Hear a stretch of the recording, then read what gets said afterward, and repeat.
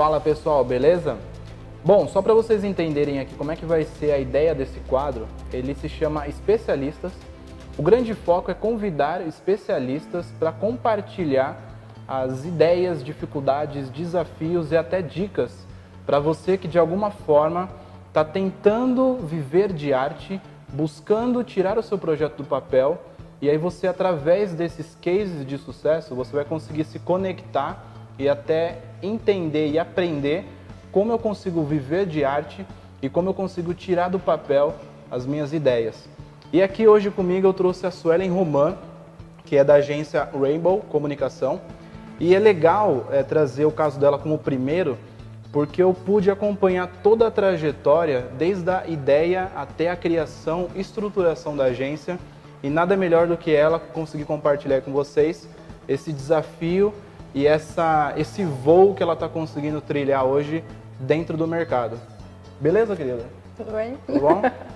Eu queria saber de você, e eu queria que você compartilhasse com a galera, como é que começou, como foi esse início aí da agência, por que você criou, qual foi a ideia, qual que era o objetivo? Porque assim, dentro do meu discurso eu falo muito sobre propósito. Então assim, qual que é o segredo de um projeto? É um propósito. Se você tem um propósito, dificilmente você vai largar esse projeto. Quando você fala, Júnior, eu vou vender trufa.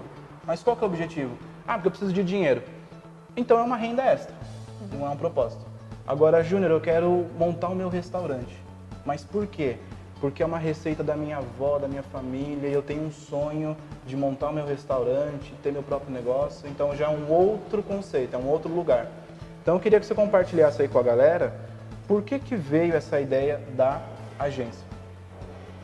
Bom, eu me formei em publicidade e propaganda e depois disso eu acabei trabalhando em uma agência, eu entrei lá como estagiária e tudo mais, mas acabou que eu não tinha mais ali para onde eu crescer ali dentro, e aí foi quando surgiu a ideia da agência.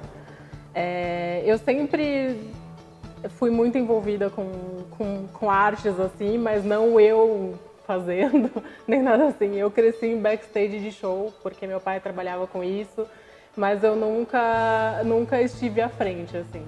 Embora eu tenha feito canto, tenha feito teatro e tudo mais, mas nunca fui muito afim de estar à frente das coisas, eu gostava mais dos bastidores. Legal. Então eu sempre fiquei com essa coisinha assim, porque quando eu comecei a estudar não tinham, a formação era muito vaga, assim, eventos, que aí você acaba, sei lá, em muitos casos fazendo casamento, e não era o que eu queria. E aí eu fui para publicidade, e lá foi que eu entendi que sendo publicitária eu conseguiria atuar em várias etapas de um processo aí de bastidores, do que quer que seja. Então, na verdade, assim, vamos ver se eu entendi certo. Seria legal afirmar que, de repente, você, caminhando no mercado de publicidade, você conseguiu ter uma visão, observar que a forma como o mercado estava sendo direcionado já deixou de ser interessante e você falou, cara, eu acredito em um outro lugar, eu acho que eu posso criar uma coisa diferente. Sim, porque, na verdade, isso, assim, sempre na minha cabeça conflitava, né, com o fato de eu querer trabalhar com música sem fazer música, com o fato de eu ser fã, eu cresci sendo fã sempre muito de alguma coisa, e na minha cabeça isso conflitava, mas no final das contas eu entendi que eu podia juntar a coisa que eu gosto, que é o ser fã, com a minha formação e o que eu sei fazer de melhor, assim, que é a comunicação. Então foi daí que surgiu a agência, que eu optei por ficar só dentro do mercado de arte, cultura, entretenimento, porque é com que eu mais tenho afinidade, e com foco em mostrar para o artista como é que ele precisa se comunicar e transformar clientes, mais do que clientes, em fãs, porque foi nisso que eu consegui juntar as duas coisas que eu tinha em mente. Então esse foi o meu propósito maior, assim, como é que eu dou a importância, mostro para o artista a importância do fã. Eu como fã consigo, junto com o meu trabalho, mostrar a importância para a pessoa que vai ter os fãs, entendeu? Como é que eu poderia fazer isso? Então, na verdade, assim, a questão, por isso que eu começo a entender que o projeto, na verdade, ele não surgiu do nada, né? Uma coisa que você já acabou de falar. Meu pai já trabalhava nesse ambiente, aí vem uma coisa desde criança, uma coisa meio que histórica da sua família, e aí isso você só teve um estalo, talvez aí quando você se conectou com a agência e também com a faculdade, e aí você falou, cara, eu acho que dá para fazer uma coisa diferente, então eu vou fazer o que eu acredito. Sim. Então foi uma somatória de tudo que você veio vivendo, na verdade.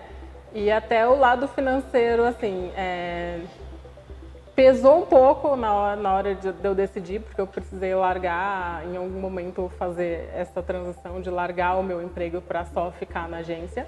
Eu passei um tempo ganhando menos do que eu ganhava lá, naturalmente, mas foi importante passar por esse processo também.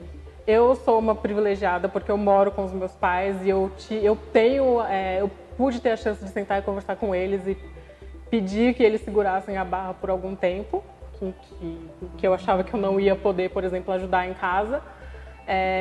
Mas foi importante também ter esse processo de eu tinha um salário todo mês para não ganhar nada e depois ir ganhando bem pouquinho, assim, até eu equiparar o salário. Mas foi importante por isso, né? Porque aí só dependia de mim, então foi meio que também foi um combustível porque na agência eu era tudo, né? Então na minha agência eu era Você acabou vendo tudo. de tudo na agência que você estava, né? Isso.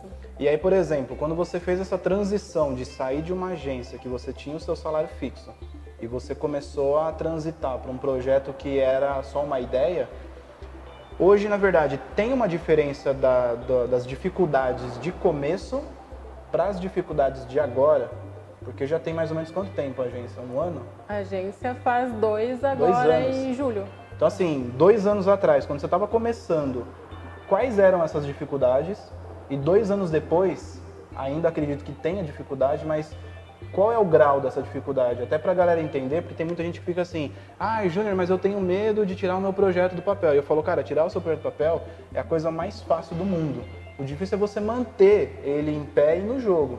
Então, assim, e é uma coisa legal porque a gente fala muito da vitrine, né? A galera que vê, assim, nas redes sociais fala, nossa, deu palestra, ou fez tal coisa, ou tá... A gente só mostra o sucesso, mas e os bastidores? O tapa na cara que a gente toma e ninguém tá vendo, né? Como é que é essa diferença aí? Acho que a minha maior dificuldade no começo foi eu entender que eu não precisava ter tudo pronto para começar. Eu precisava começar com o que eu tinha. Legal. E, por exemplo, era só eu e mais uma pessoa que acabou precisando sair no meio do caminho. E aí foi a primeira grande empecilho que eu encontrei aí, do tipo, e agora? Eu tô sozinha, eu continuo, eu esqueço, deixo pra lá, porque era um projeto das duas. E aí foi onde eu continuei. Então, mas eu acho que a minha maior dificuldade foi eu não preciso ter um site, que é o que eu mais encontro as pessoas travadas nisso. Eu preciso de um site, ou eu preciso de um e-mail específico, eu preciso daquilo, eu preciso que tá tudo pronto de um lugar para ter, sei lá, um escritório, qualquer coisa assim, antes de começar. Legal. Então eu comecei sem nada mesmo e fui indo, e aí aos poucos, conforme foi entrando dinheiro, é que eu fui investindo em algumas coisinhas, mas eu tive que virar essa chavinha de não precisa estar pronto, mesmo porque nunca vai estar pronto, né? Exato. Tipo, até hoje se eu olho muito o meu site, essas coisas, eu fico querendo mudar toda hora, então nunca tá pronto. Então, na verdade, assim, você pegou o que você tinha, literalmente, e falou, cara, é o que eu tenho, vou fazer. Sim. E aí, com o que você tinha, ia entrando dinheiro, você pegava ali 100% e investia novamente, então aí a evolução foi acontecendo gradualmente. Sim. Legal. Hoje, por exemplo, atualmente, assim, depois de 2 anos, mudou muito o grau de dificuldade ou ele tá mais eu acho que controlado? mudou o tipo de dificuldade, eu não digo o grau, assim, porque acho que o grau de dificuldade não sei se dá pra medir, porque cada pessoa encara uma dificuldade de uma forma, né? Do tipo, às vezes pra alguém ter saído de um salário estável para ganhar muito menos é a pior coisa do mundo. Pra mim não foi, mas porque dentro ali do meu contexto não era a pior coisa do mundo. Pra mim a pior coisa do mundo era às vezes, ter a disciplina de só depende de mim, de eu ser o comercial, eu ser a designer, eu ser o financeiro, eu ser a moça do cafezinho, eu sou tudo, entendeu? Então, a maior dificuldade foi fazer isso. E cuidar do financeiro também da empresa foi muito difícil para mim. Porque no começo eu fiz aquela bagunça de juntar minha conta com a conta da agência e aí foi meio caótico, assim. Mas a dificuldade que eu encontro agora é justamente às vezes é manter o ânimo quando as coisas começam a dar errado, sabe? Porque é contrato que você não renova, ou é contrato que você faz o mundo e vai lá e conversa com a pessoa e monta o contrato e faz o melhor para ela fala, não vou fechar. Ou é um projeto que você tá em andamento e como a gente trabalha com comunicação, e comunicação envolve como as pessoas recebem isso, que não dá certo. Então, são essas frustraçõezinhas diárias que quando você está numa empresa que tem mais pessoas, a carga não fica só para você, entendeu? Exato. Então, tem que lidar com isso todos os dias e fazer, não, ok, hoje deu errado, mas dá para consertar e amanhã dá certo e tudo mais. É o grande desafio diário, assim.